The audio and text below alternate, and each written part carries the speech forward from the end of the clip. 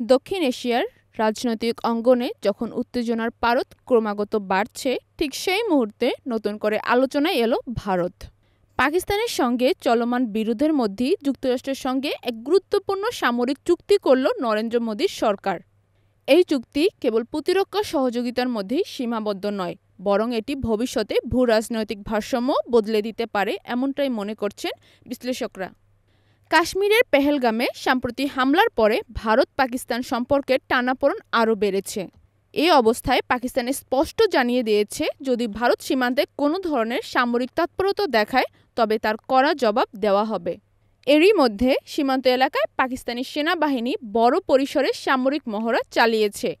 এটিকে তারা যুদ্ধ প্রস্তুতির স্পষ্ট বার্তা হিসেবে উপস্থাপন করছে।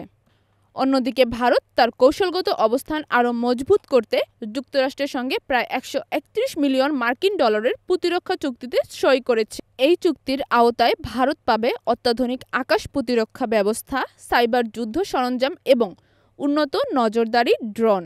মার্কিন প্রতিরক্ষা দপ্তরের তথ্য মতে এই চুক্তির আর্থিক মূল্য প্রায় ১৩১ মিলিয়ন ডলার। বিশ্লেষকদের মতে এই চুক্তি শুধু প্রতিরক্ষা উন্নয়নের ধাপ নয়, বরং এটি পাকিস্তান ও চীনের জন্য একটি কৌশলগত বার্তাও বহন করেছে, অর্থাৎ দক্ষিণ এশিয়ার শক্তির ভারসাম্য নতুন করে রূপ নিচ্ছে। কাশ্মীরের সাম্প্রতিক ঘটনার পর সীমান্তে ভারত ও পাকিস্তানের সেনা দলের মধ্যে দফায় দফায় সংঘর্ষ ও নজরদারির মাত্রা বাড়তে দেখা গেছে, যা ভারতের উদ্বেগ বাড়িয়েছে।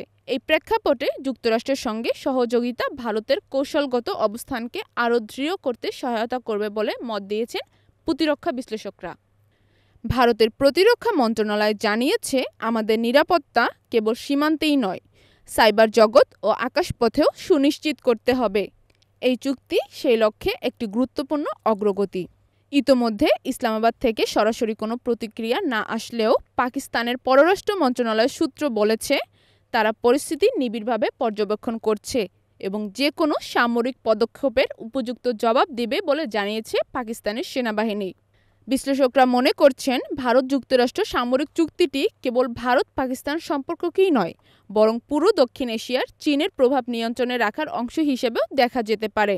কারণ এই অঞ্চলের উত্তেজনায় এখন শুধু ভারত পাকিস্তানই নয়, যুক্তরাষ্ট্র, চীন, রাশিয়ার মতো বিশ্ব শক্তিগুলোর ভূমিকাও ক্রমেই গুরুত্বপূর্ণ হয়ে উঠছে।